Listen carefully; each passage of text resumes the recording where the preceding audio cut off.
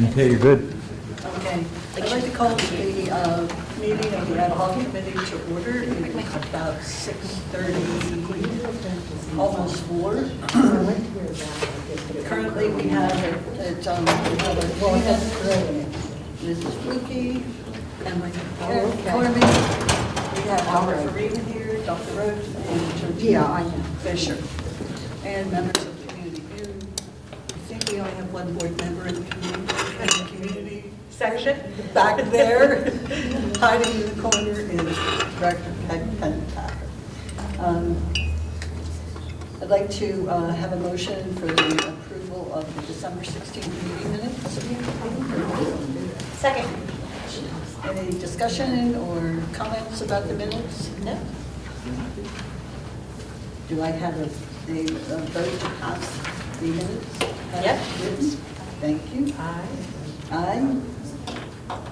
Okay, I just want to go over some of the old business because we had. Speak up louder. We can't hear you very well. Talk louder. They can't hear me. Oh, my. What's wrong with the mics? Okay, can you hear me now? A little bit higher. Can you hear me now? All right. I'd like to just review some of the old business because we had a jam-packed meeting in December. And I want to review the, and discuss the committee mission statement. That statement is, create a forum for all stakeholders to work collaboratively to understand student educational experience and to increase a sense of belonging for all students and families in the Upper Perkiomen School District. To the committee, is this worded as we want it to be for the work that we're doing as a committee? Do you have any comments for that? I don't have any comments. I'm good with it. Is Yeah. it good with you, Liz? Okay. I just wanted to make sure that that was what we wanted because that came in kind of at the end of our meeting last time. And then one of the things we discussed, and we didn't really discuss, was I talked about 4 goals that I wanted to identify actionable. Number 1, I'd like to identify actionable strategies to reduce bullying and foster a culture of dignity, kindness, belonging, and empathy in our schools. 2, develop educational programs and resources for students, staff, and families that promote inclusivity and understanding. 3, build stronger partnerships with community organizations to provide additional support for students in need. And 4, establish a clear framework for tracking progress and ensuring accountability as we implement these initiatives. Do you have any discussion on those goals? If they are good as they stand, then we can proceed with those goals as the direction we will take. I'm comfortable with those. I think actionable strategies is maybe an interesting one to see through. Educational resources is more, and building community relationships as well as measuring. Those all seem like ones that are, maybe easier to do than developing the educational programs and resources for students and staff. But it doesn't take away from the importance of it, but I think those are all strong. I think that's why the goal is number 1 is the actionable strategies, because we can do a lot of discussing. We know that we have a problem, but what can we do to address it? And we're never going to entirely fix it, but at least we can make some progress in finding ways to reduce what's happening with our students. So that's why I like it to be the number 1. One of the toughest things to do, but probably the most important. All right, so that concludes all business. Sure. I just have a question. What do we currently have for the educational resources? Do we have something? I guess the question is, what are you referring to in educational resources? So are we talking about programs and services, and for what? I think in addition to whatever's available, that we would look at what's available and then build upon that. So I just want to make sure I understand your question. So resources for bullying? Yeah. Okay. Okay. So ultimately, We have no explicit program, so you might hear things like all days. We don't have a formalized program, so what we do is we provide tier 1 intervention on the SEL competencies, right? So that's relationship building, self-regulation, behavior control, those types of things, which are embedded in our tier 1 curriculum, K through 8. So we do that foundationally, which includes conflict resolution, understanding the perspectives of others, those types of things where we're teaching lessons on, how do you navigate those situations? Because those are skills that we want to make sure every student has the benefit of experiencing. And so we provide that K to 8. And then responsive classroom is the practice of, if you're in an educational environment, morning meeting, sort of where you gather together and you talk about situations.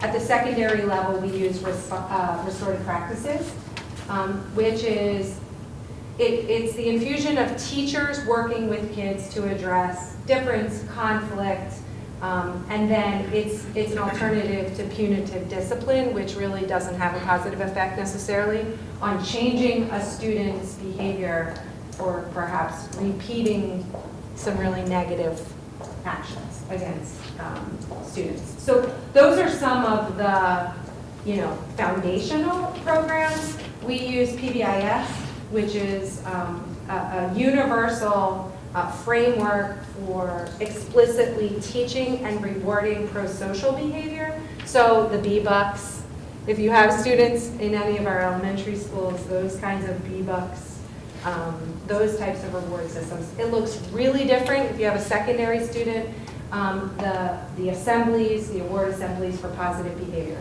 And so the research is really sort of consistently in the direction that we want, and I use the word reward because we want to promote positive behavior instead of always focusing on discipline, to model. Because there's a lot of great kids doing a lot of amazing things that, if we celebrate that, that's really the role model work. So that's sort of a very surface level answer to that. There's a lot more. Our benchmark, which we instituted for social emotional learning and mental health 2 years ago, explicitly asks parents, students, and teachers how kids are doing in those competencies. Parents can answer those surveys, students can, and teachers can as well. And it disaggregates the difference between social emotional learning and mental health. And so those are two very different things that require very different actions of the school district. And so in our MTSS framework, we have a really solid academic side, and we are continuing to refine the mental behavioral health side, but and then there's discipline, right? If nothing else works, there's discipline, which doesn't always have a high degree of changing someone's poor behavior, if I'm going to be honest. It's better to teach them than to maybe, punish them all the time. That's a really long answer. I'm So not sure if I answered. those are foundational programs. Is there room for more education of the students and the parents and the general community about some of these issues and how to address them, how to mitigate the bullying, the helping students belong? Is there anything else that you could see from an administrative standpoint that could be done to build on those foundational programs that are already have been described? So I think, similar to our previous meeting, I think understanding student perspective and honoring that that is their experience is really, really important. I think that whatever comes out of what students report to us, that's why we survey. So I know there is always some skepticism about, are they answering it truthfully? But that's the best tool we have to get information from kids about what is really happening to them and why they think that's happening to them. And then giving them space to have those conversations. Meeting with kids, hearing their perspective and understanding their experience, to me, is probably the best teacher. And then you know, asking them what works. That, I have the privilege of working with a group that goes to a community of practice, which is a diverse group of students who just tell me everything that they think that could be better. And one of the statements that is pervasive is that, you know, bullying, yes, they say, yeah, that happens, but they also will tell you that they think it's a lack of understanding of who they are. Their culture, their family structure, their socioeconomic experience. And so one thing that they're working on is an action plan specifically for the high school to educate their peers, you know, to share their experience. You know, I have a wonderful student in that group who is from Burma. And it is her opinion, no one tries to be mean to her, they just do not understand her background and experience. And so I think if we, you know, when we talk about resources or programs, we're just honoring that kids have so much to offer us. And I think as we build awareness around what everyone brings to the table, I think that helps mitigate some of that, you know, some of those challenges. It might just be a lack of awareness of people's experiences. And that's across the board. And that's not about race, that's not about gender. It's really about, you know, I live in this place. I mean, I'm from rural Pennsylvania, like, you know, Potter County. My experience is totally different. And so it's just honoring those types of things. But I do think there is, and you know, when we get to our part, we've gleaned a lot from kids about what they think would help. But I think that extends to the community as well. Right, and that's the piece I really want to extend outward, is like, you know, from the perspective data that you shared with us at the first meeting, and we also saw that in the comprehensive planning, to me that's pretty affirming of what the students are feeling. We don't need to look any further than that, because to me, they are sharing what they're feeling. And then this group that you're working with, they're certainly sharing what they're feeling. So, Leah, if I could, to answer your question, as Andrea was beginning to speak, I was going to say, is there more? Like, yes and but. Like, there's so many challenges as well. When in the back, there's a flyer for an evening workshop. So we can continue to do some of those, and we will, but we don't get a whole lot of people, right? It's so like, I'm not making excuses. I'm just being real on some of the challenges that are there for some of those things. And then you guys just sat through what the high school needs to do for curriculum and what you expect them to boom, you know, and all those things. So it's a big piece, and we're all here for the right reasons. So it's there. But yeah, there's more that we can do, no question.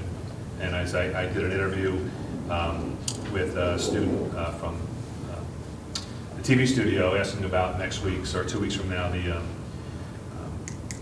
Great Kindness Challenge, and where did it come from and what's it about and all that.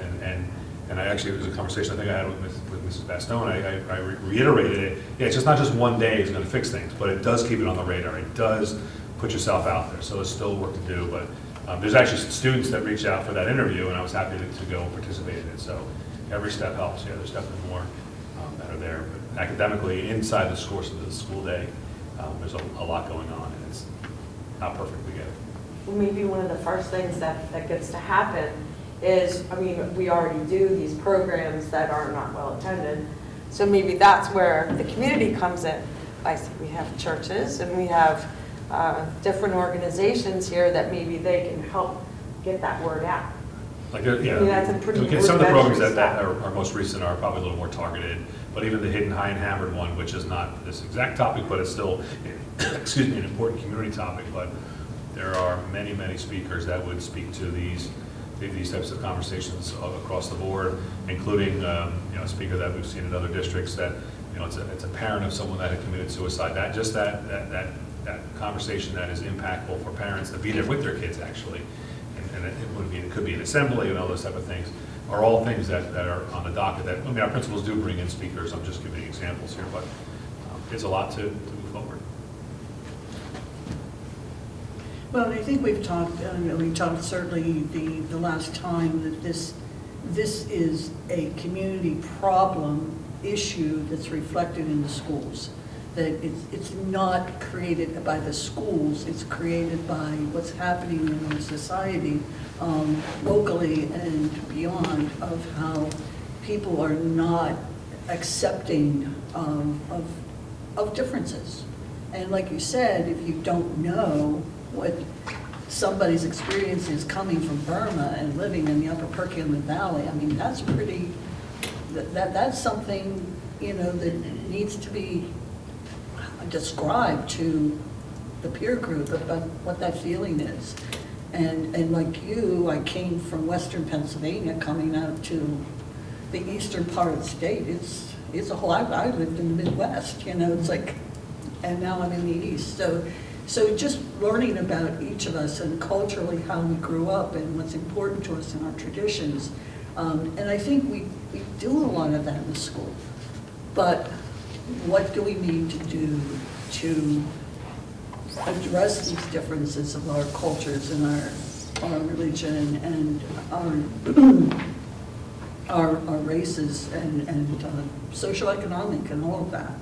And I think that in addition to the resources you've already described, we really need to go to the third goal here that I put down, is building strong partnerships with our community, organizations in the community.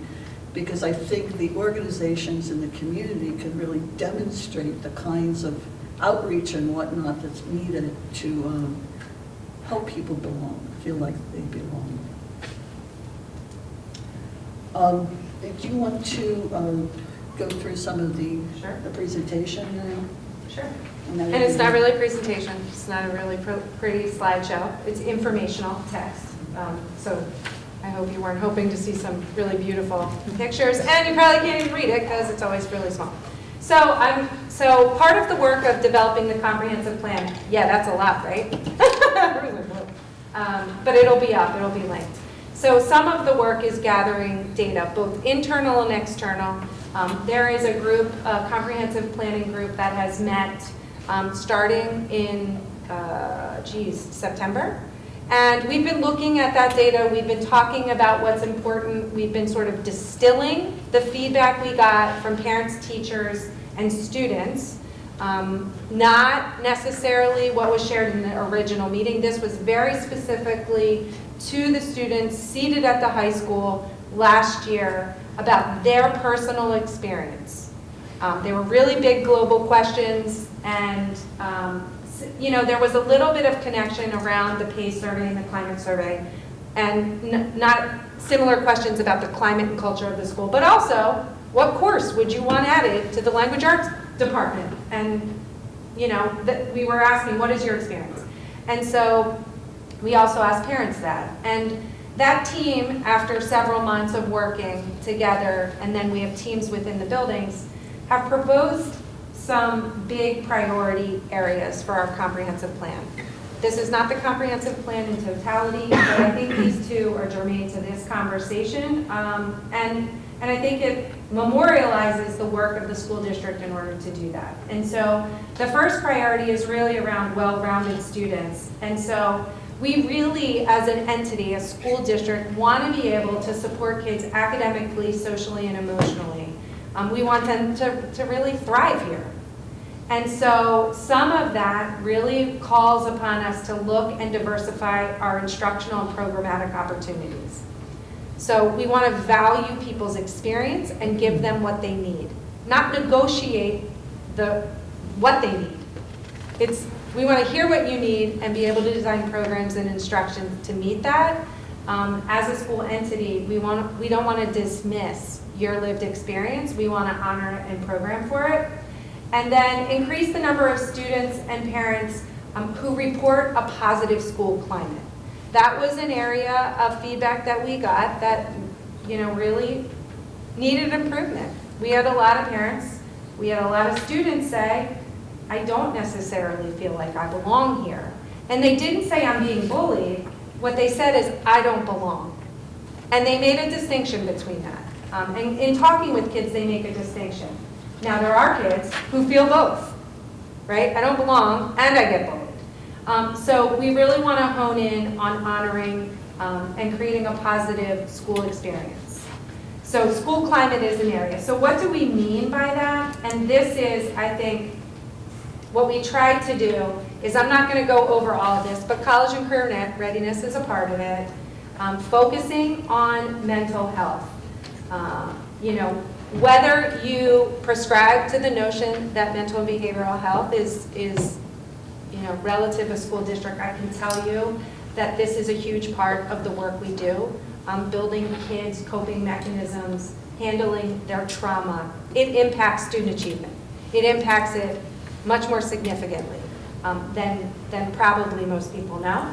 And so we want to continue to support the growth in that area of self-awareness, self-management, social awareness, and relationship skills. I shared with Director Fluke that we teach those skills, and we just started doing that.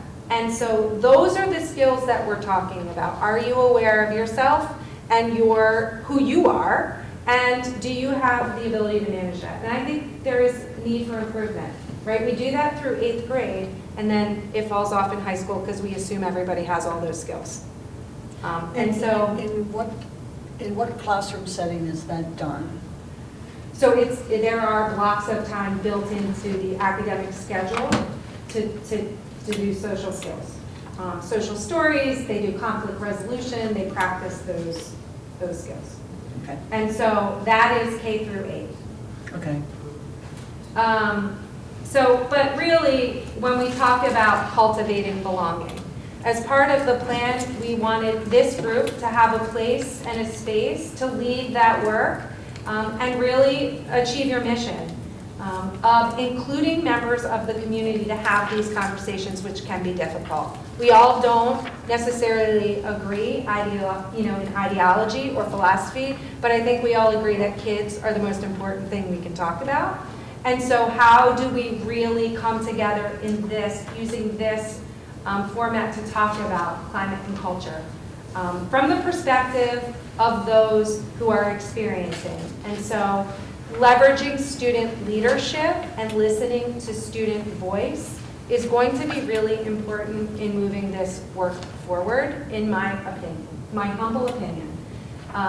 They are boots on the ground experiencing it. So if we can find a way to leverage student leadership and voice in this forum, I think we can make meaningful progress in increasing a positive climate for kids. And then one of those things that I would recommend you ask about programs is really looking at the context of school changing. We have talked many times in programs and services about the increase in our population of non-English speaking students. And so it has quadrupled in my years here. And so we have to pay attention that they are navigating our buildings as non-English speakers, and we are providing, our announcements are in English. Most of the time they have really no idea what we're saying or asking of them.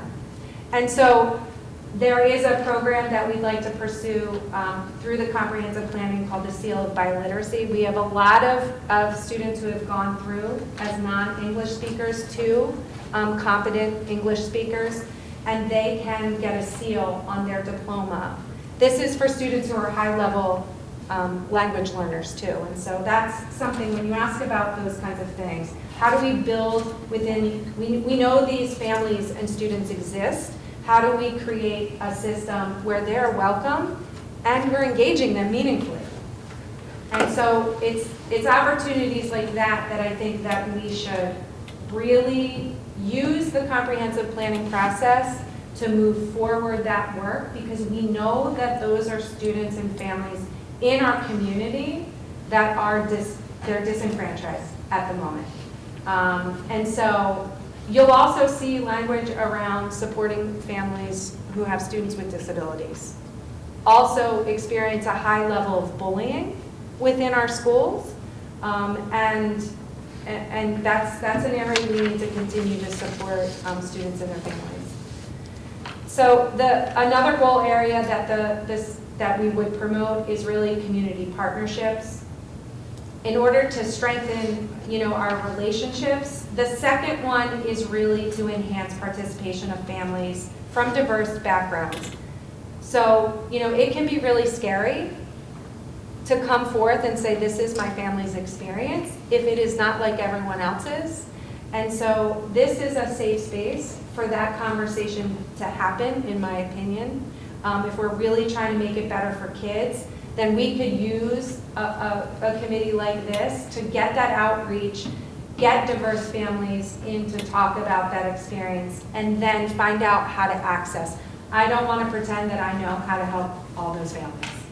I don't even know all their, all their needs. That would be not very genuine of me to say I do. So we need to do outreach. And then, some of our community partners, but most importantly, enhancing belonging is to build resources for families, to create groups within those, common groups, in order to help have that conversation, to feel safe to talk about what is happening. And that's for students and families. And then, really embrace difference. Difference in background, profession, experience, exposure, and let kids see, what is out there in the world. And we have lots of families who embody that. And that wouldn't be forced choice, but it would be an opportunity. You will see that in other districts, celebrating women in science, for example, right? Promoting women in science. So those are the ways that we're trying to take this work and, which is work we've been doing, and really try to say we need to make some meaningful action in this area. So this will be available. And just know, comprehensive plan is open for public inspection for an entire month once the board moves it forward. So feedback is always welcome. But I just we are trying to do exactly what your action steps allude to, which is to be actionable, to be informed, actionable, and engage our community. So this could change, could be tweaked at the next meeting, which is Correct. February 11th, I believe, for that third meeting of comprehensive planning. And then it'll get tuned up from there, presented, public, and then move forward with. And the due date for that? March 31st. Okay. So it'll be open for public comment, which is important, and I encourage. We've done this several times, and I don't always get a lot of feedback, but it's part of honoring the discussion, and so that's why these are not the only areas. Academic achievement is one big area, but these are two of the other areas that we would want to try and focus on, which I think is really relevant to this committee's work. Good, better, different. A lot of districts' comprehensive plans get complete, put on the shelf, forgotten about, and then you pull it out 3 years later, and oh, we did that. Oh, we did. That type of thing. That's not the process here. It's just nice and refreshing in terms of that. Well, it is nice because any kind of strategic planning or comprehensive planning really needs to be revisited periodically to see if we are meeting those goals and if we have made any progress to what we set out to do in the plan. So if we can continue to have it as a live document and not just something like you said, that's put on the shelf, then we can make some of this progress.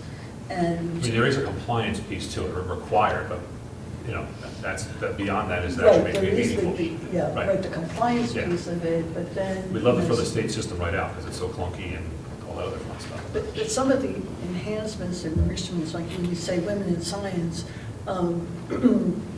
coming from an education background, we always used to say you have to see it to be it.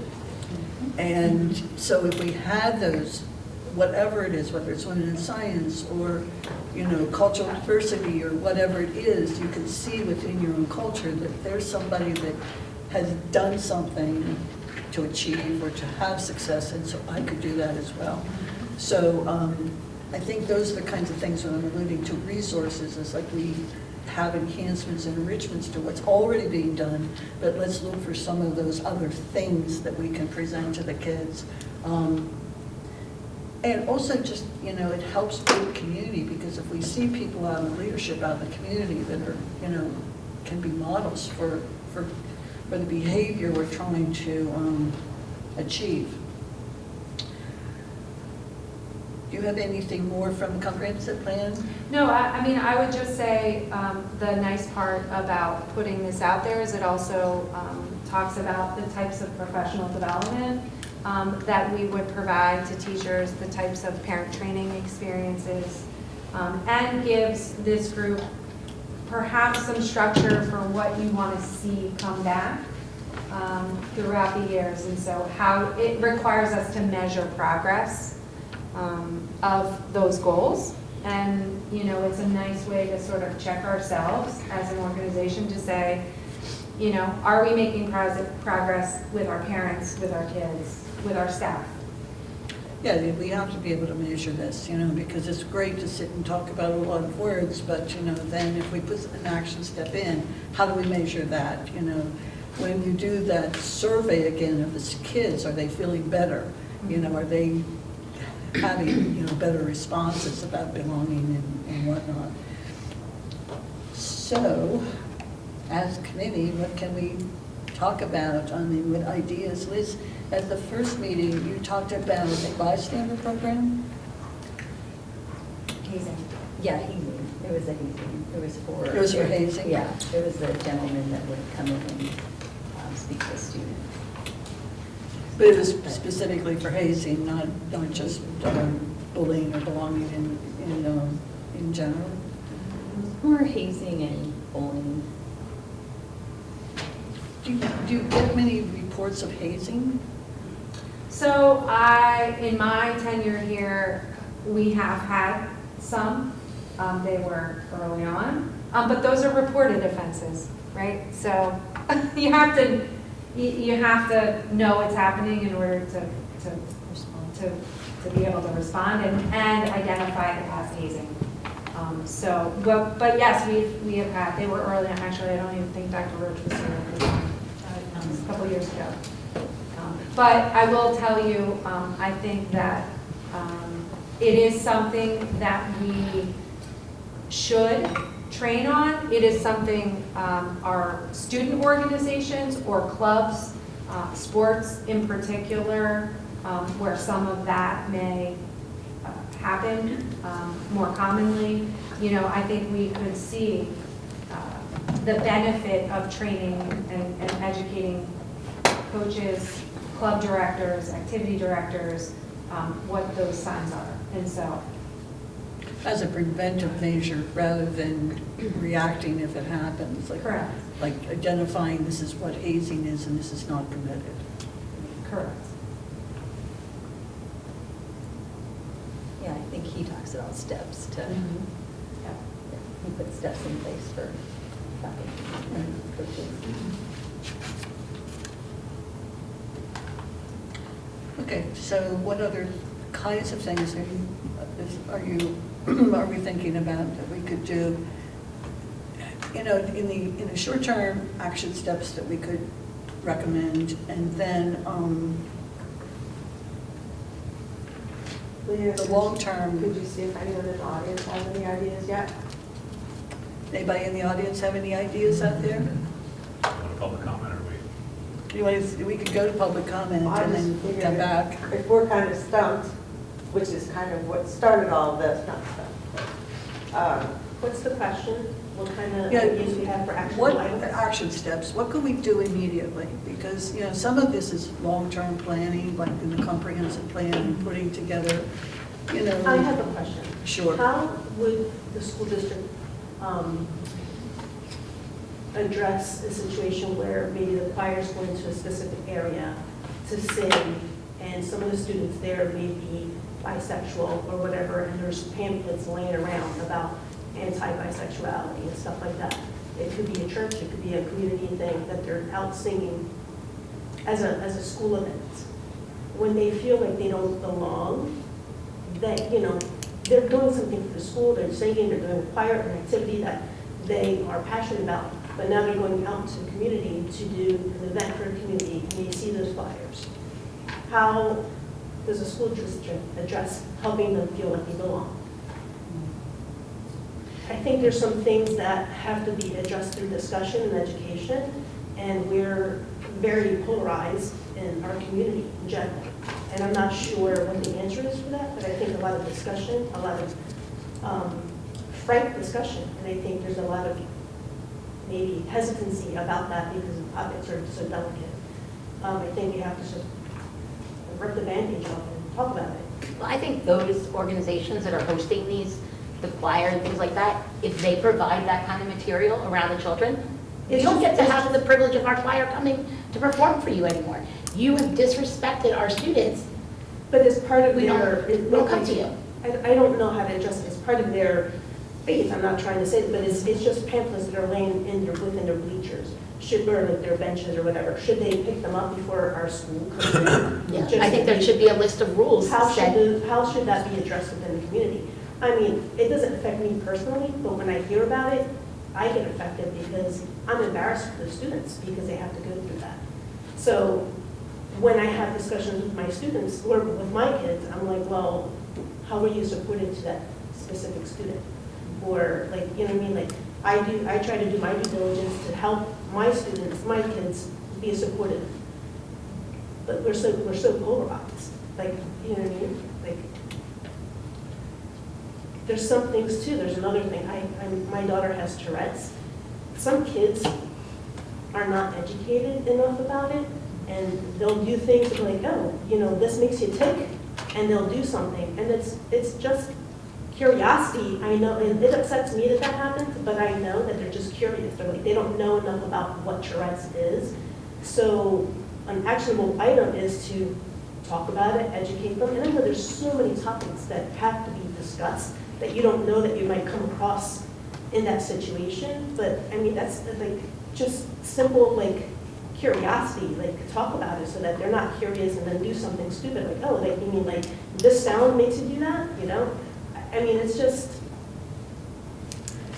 Right, because simple I think, you things. know, they're not doing it out of meanness, they're No, they're not doing it being out of bullies. They're curiosity. just And curious. educating them that this is a malady that, you know, this is, Yeah, and they're Child cannot curious. help. They initially think it's funny, but then they're like, oh, you know, like, then they step back and they're like, I didn't realize it bothered you that much, you know what I mean? And it's not, they're not being bullied constantly, but sometimes people just don't know. They don't know the boundaries, you know, and it's hard for me to kind of advocate for my kid to put those strict boundaries up and be like, you know, what did you do about it? You know, and because they don't want to draw that attention to themselves. You know what I mean? They don't want to stick out in a setting. They're trying to minimize that. So they're trying not to draw attention to themselves. I mean, it's not easy, I get it, but we have to discuss it. I mean, in simple conversations, maybe exposure, like exposing kids to different scenarios where they might be, you know, around people with different types of ailments or, you know, I don't know. Yeah, I think that's a really important term, exposure. You know, I think a lot of this area does not have the benefit of having had exposure to many things. This is a Right. very Insulated. insulated, great word, area that has not had that level. So how can we, as a school, allow that level of exposure? I mean, is it a speaker series? Is it is it a group of people that will come and, you know, talk about different things? Can we have that in the schools, providing a level of exposure? How about we diversify our staff a little bit more than what we currently have? We have one non-white teacher in the entire district. It's So not when for you lack have- of trying, I assure you. Well, and I, you know, I'm not, No. I don't know what it's, Yes. and I don't know, you know, I don't know how to change that, but I know, you know, a black student who is having trouble being bullied because of their color of their skin or where their family comes from or things like that. It is hard to go to a white counselor and try and explain and expect them to get it. You can empathize, you can sympathize, but the majority of us in the room will never walk into a room and be judged by the color of our skin. So it's hard to know what that truly feels like. So it would be easier for a student to be able to approach a person that looks like them, and they will feel like you You get it. You understand what I am feeling. Help me through this. So, So I appreciate you sharing that because the students shared the very same thing with me, is that, you know, it's great, they'll come and they'll meet with me and they're very transparent, but they told me there are things I can't talk to you about, and not because I'm not listening. And there are distinctions, but it's because you would not necessarily know my experience. And so I think whether it's, queer students, students of color, students with disabilities, students who come from socioeconomically disadvantaged families, I think the one thing they say is we're always fighting about who you think I am, instead of trying to find ways for me to work with people who do know who I am and who are willing to help me. They're very wise, but they said, we don't have a minority student union. And, that's something, we don't have a minority leadership group.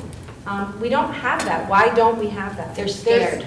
That's, but they want it, and so that's what I mean. We have to be willing to listen to kids who are asking for those types of things, because it's true. It's in our comprehensive plan to diversify our workforce. And I know Ms. Fisher works really hard to do that, but we are in a community that is fairly distant from, To be completely frank, we've been most successful in our support staff, diversifying our support staff, and many of those efforts have been because we've worked with agencies for contracted staff in certain departments, and then those staff have come to Upper Park, really enjoyed working here, and have stayed on, and we've hired them as district employees. But I can tell you that we've been working very closely with other districts in Montgomery County, making concerted efforts to attend diversity in education job fairs, HBCU job fairs. I've gone to every possible job fair I can think of that might provide me an opportunity to speak with students or teachers who might consider coming here from a diverse background. I've shared plenty of times, which I think everyone probably knows at this point, that my children are children of color, and they've told me numerous times they've had one teacher that looked like them, K-12. And then they got to college, and it was eye-opening when so many of their professors looked like them. So in my own home, there's things that my children can't speak to me about that they'll go to their father about, because they're like, Mom, as much as you empathize and understand and you advocate on our behalf, you're never going to face the same challenges that I do. So I promise you we are trying. I will not give up, but it is hard to, quite honestly, in Pennsylvania, there's very few teachers of color. My daughter's going to be one in a few years, so that's good. But she's studying art education, but it's hard. It's hard for all the districts, and to be frank, just as Andrea pointed out, it's hard to get people to come here who aren't from this area, because it's a commute for a lot of people, and to be frank, many people of color don't want to live in this area. So it's a challenge. So I think that, the effort is certainly there. And so, as progress grows in that area, hopefully, we do have to honor in what other ways can we support groups and self-reported groups, right? So there's lots of different groups of students that probably would say, yeah, we love that opportunity to meet with, our Christian athletes is a huge group that meets here. And so those are the types of things, the need arises, and how do we continue to support those students, because our classroom teachers may not be exactly, they love them, they care for them, they want to teach them, but they may not be able to have similar conversations that could happen peer-to-peer in a common group. There was a request for a new club at the high school that just came across Mr. Flanagan's desk. He shared it with me. He's going to send it back to the students to fill out the official form, so to speak. But it was for a Muslim Student Association. So that's, process is there. I've spoken with a couple of the parents. I mean, it takes a couple students and a faculty advisor to get something started. And it doesn't have to be, it could be anything. So that is coming forward and eventually make its way to the board for approval, I mean, very detailed plan of what they wanted to, what their goals were, how often they were gonna meet, all those types of things, so. So would it be possible for some of these clubs, like a club for the Muslim students, or you said they're afraid to have a club or as a group of black students? If we could have somebody from the community that identified, could they come in as an advisor to a club that's not on the staff? Yeah, I mean, it would have to be. It would be a volunteer that could Right. come in? Yeah, I mean, all clubs start out as a volunteer piece of whatever the process is Right. initially, I mean, but. But yeah. could that be a way to bridge this gap of not having a faculty advisor for a club such as that? Yeah, I assume it would follow all the same clearance piece. Right, and go right. into But you that. still have to make the students feel emotionally strong enough to be able to join a group like that and not be harassed by their peers, when they're already being harassed by their peers for the color of their skin. And that, to them, it's just bringing a target upon themselves, even more so by joining. So you think a a black club student union. would create more, That's their feeling. that's their feeling? And at the same time, we hear that that the students say they don't have a safe space. They don't have a space for that conversation.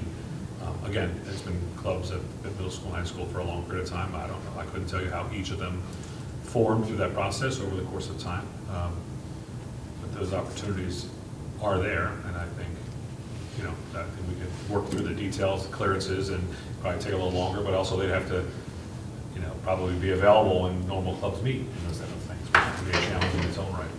I think the challenge that we face is that it's, in addition to, like Director Fluke was talking about, having someone come in and talk about bullying and hazing, for instance, our athletic coaches have all been assigned courses through NFHS. The exact course name is Bullying, Hazing, and Inappropriate Behaviors.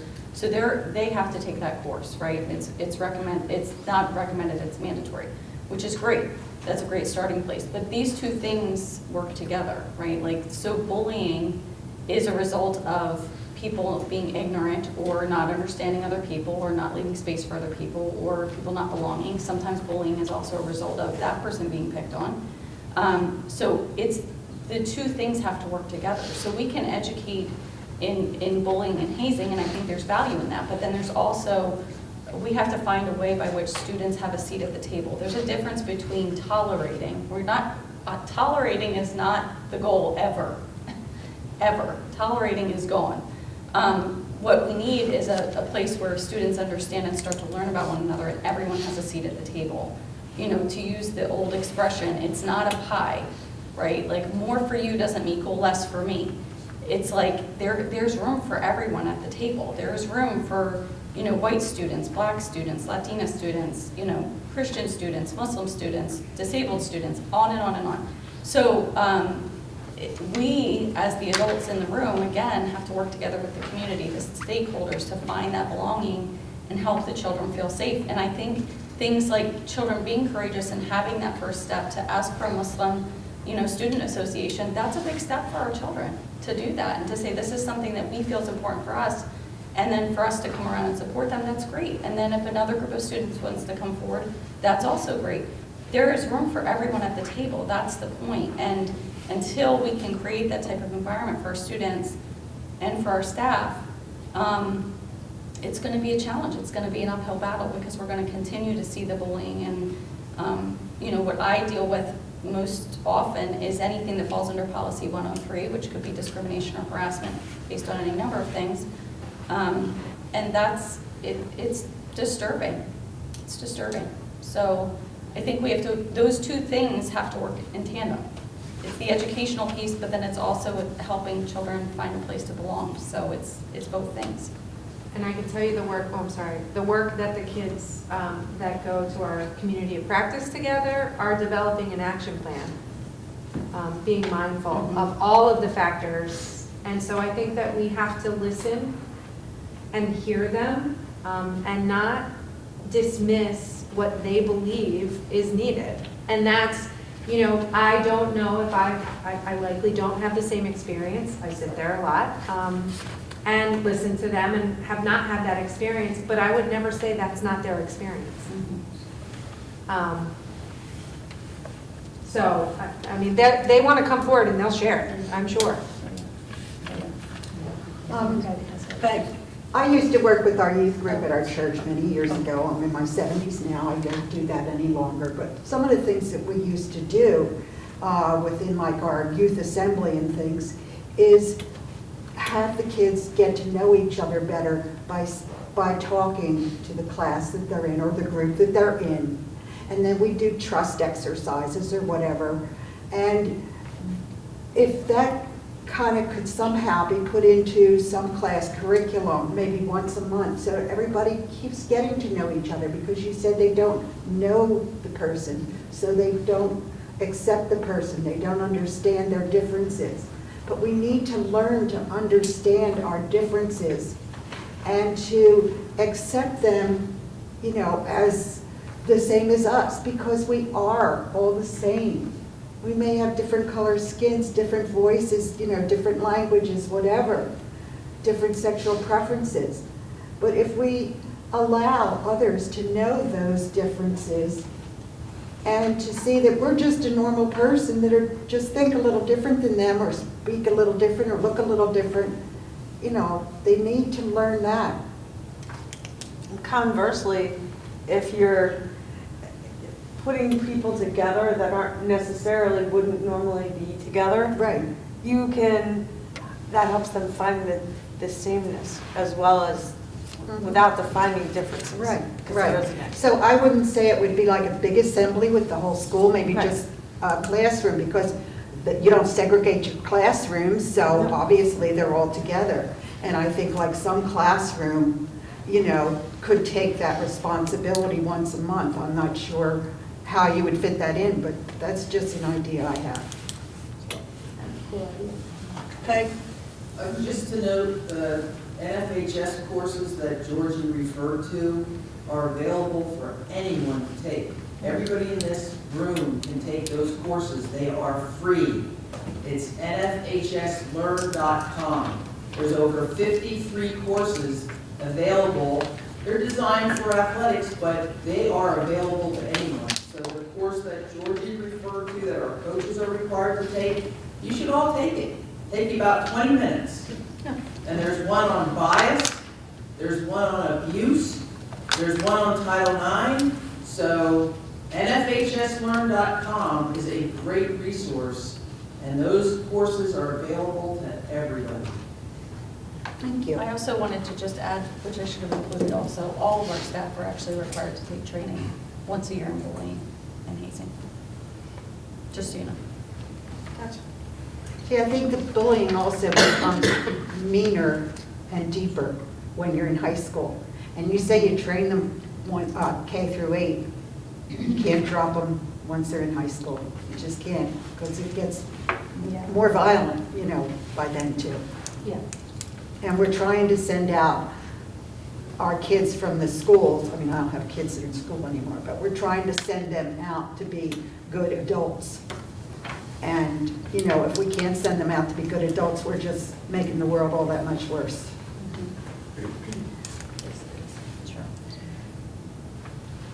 Yes. For the secondary, like the high school, is peer-to-peer counseling something that they could look at, or even in the middle school to start doing that? Like, since they do come to us and they tell us, like, in the high school, they're even more, like, aware, like, so talking to a peer about a problem or that they're having with somebody else might be, like, even more, like, they obviously have to have somebody overseeing them and to go with. But I know I did that in elementary school, like we had peer-to-peer conferences, like if we had a problem with somebody on the recess playground and we like wanted to talk about it, we just told our teacher and then we went in with another peer, like a third person to mediate the whole thing, and we talked about it. And like that other third person was sometimes a teacher, but sometimes like there was another kid and they're like, oh, well, they didn't mean to do it like that. They just meant like this, and like they didn't say like that wasn't the intention, and just somebody else being there to help like bridge that gap. We have not gone to peer mediators yet. Part of restorative practices is teaching staff to have those conversations, you know, between students who are having the conflict. The whole goal is to understand perhaps the damage you've done to somebody and to make it whole. Because words hurt, actions hurt, and so how do you restore any harm? And I'm not talking about necessarily physical harm, could be emotional harm, which is sometimes even harder to address, but we have not extended that to kids. I will say the group that goes to our DVCEE student group and our community of practice have talked a lot about high school students within a common group, that you identify with, and middle school students. They find very much value in thinking that their lived experience through high school can really help kids who are going to have the same experience, or may have the same experience, to try and, give them some, it's like big brothers, big sisters kind of things to say, here's how you can navigate that. Here's how you affirm who you are and be positive and continue to move forward. And so they very much see the value in that peer-to-peer interaction, which I think is really great because it speaks to their willingness to help. Because they have that experience. I really like that idea too, and I like the idea that almost like Big Brother kind of thing. And I know we do Link Crew, and we have Web, which is the middle school version of Link Crew. How can we make that, how can we expand on those types of groups to allow for, maybe it is going to be easier if a black high school student goes and talks to black middle school students so that they understand, people are going to say this to you, here's how you can, here's where you can go, or here's some other people you can talk to, or, those kinds of things. Yeah, So maybe developing more, clubs, groups that foster that level of. And that's my hope, the outgrowth of some of this work and the comprehensive plan are memorializing things like that in order to create more connection and a greater sense of there is a place for me at the table. And so. So in the interest of time, because we're right at 7:30, I just want to throw out the idea that we've kind of skirted around, but I'd really like to solidify the idea of having a task force, and that is the words that Peg recommended, which I agree with, having a task force of community members, stakeholders in the community that would come together periodically over the next several months and discuss the issues like we've discussed, but think about these ideas that have come out tonight, the peer-to-peer, the adoption of the student who may look like you but who doesn't know how to navigate the space, so that, we can have more of this interaction rather than any of the punitive stuff that comes up, because I think if we allow our students to learn to belong and to have dignity, no matter who they are or what they represent, then we've had a success. So I want to think about, for our next meeting, is how we're going to put this task force together, and who would be in the makeup of that, how we'll, put that together, whether it's a blast out to the public and say, put up your hand and volunteer. The task force has to be a manageable group of people. We can't have, too many people in the room, because then we'll never get anything done. We know that's for sure, but we want to have representative groups in that task force, so that as a community, outside of the Upper Perkins School District, we can address this problem, and it'll make our community better if we can get this alleviated to some degree. Well, I want to say thank you for opening it up to us to speak tonight. I think that was really important. There were people that wanted to speak last month, and it wasn't, and there was no opportunity for that. But I think by listening to some of us, and it gives you more ideas and helps you to understand what we're hearing and what we think. What we had last time was the public comment, which was limited to 3 minutes. Right. And we didn't have this kind of conversation, Mhm. which I think this kind of conversation is much more beneficial. Yes. Because we actually can respond, we can hear from administration, what's already taking place, what we can improve upon, what we can put into place. So we kind of had the public comment without the formality of it. So let's think about, aligning with the goals that we've identified, aligning with our mission statement that we've identified, that we agree upon. Then let's think about our next step would be to put this task force together. And also, in your group, you can share with them what we're doing and see if they come up with any good ideas. And would they want to come and talk to us about how they're addressing the issues that you're putting forth to them? And I would say not only, how can we help? How can we as a board, right, because what we are tasked to do as a board is to, help try and put things in place. So what is it that we can help provide as a board to guide, or offer support? How can we, what is it that we can do? Absolutely. To get things in motion? If you had a magic wand, and often that magic wand has, a checkbook attached to it, what would that look like and why, and what would you need, and what would those things be? Just so that we can start to figure out plans and go from there. And if you could bring us some examples of some of the speaker series or whatever that we could maybe put into place that would be, for the community to attend, whether it's an assembly or, I think we talked about sometimes when the parents are coming into the building and they can do, like they're here for the parent-teacher conferences, maybe we can grab them then and, have them learn something or take a course or a speaker or whatever. So I think we came up with a lot of good ideas. Implementing them is the next thing. But the resources available, I think that could be, some of these ideas of people who can speak to the community and address these issues. I like the conversation. I think that really helps us. And I think with the groups that'll help. Any other comments from our committee? Thank you. Good?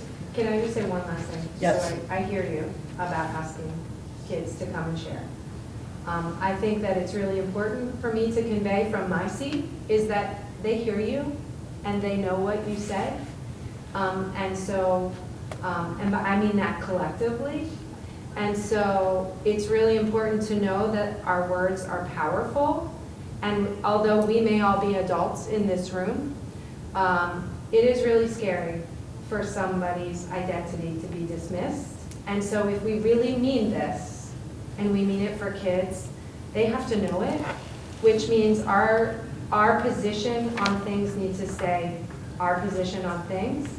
And that doesn't mean that we can't share freely what we believe, right? I am certainly not suggesting we all have the same philosophy, but we have to acknowledge that kids' identities have been called into question, and that hurts them.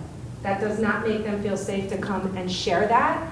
And so I need to speak on their behalf, that could be really real for lots of people. And so I think we should think thoughtfully about how we ask kids. They can't do this alone, and they can't do this if they feel like they're going to be judged for who they are. And so their experience is theirs, and it's their story to tell.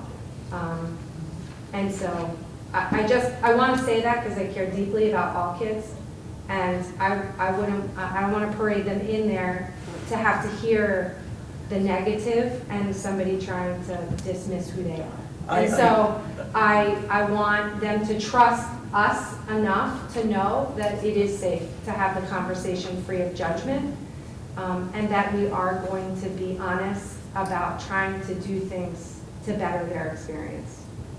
So, which I believe we are, but I just feel strongly that I have to say those words because I hope it resonates to every person, that our words are really, really powerful.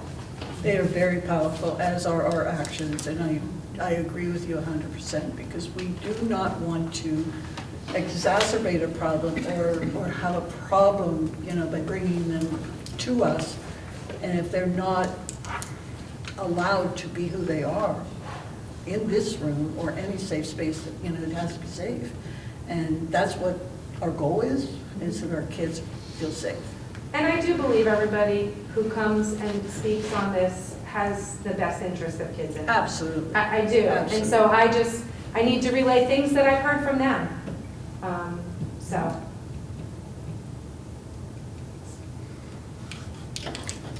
Anything else? Okay, so our next meeting is February 20th. Same place, same time, at 6:30 in the Education Center. And encourage, to the community, I encourage you to have other people, from the community come. We want to talk about the task force next time and how we'll, put that together. So I do want members of the community to, come and hear what we have to say and give us ideas, because we clearly don't have the answers. I have a motion for adjournment. Motion. Second. All those in favor? Aye. I'll be hanging here till at least 8:30, so don't feel like you have to rush out if it's bad. The snow has stopped, but it's still the roads. I'm getting tests when my phone's blowing up and 2-hour delay, blah, blah, blah, blah, blah. Anyway, that's what they're saying 6:63 is a nightmare. I told my wife, I'll be here for a while, I'm not going. I will say, it was slippery on my way over there, and I was Right, trying to. yeah. It's not nice out there. So no rush. It's not. Great. Okay. Well, I'm not going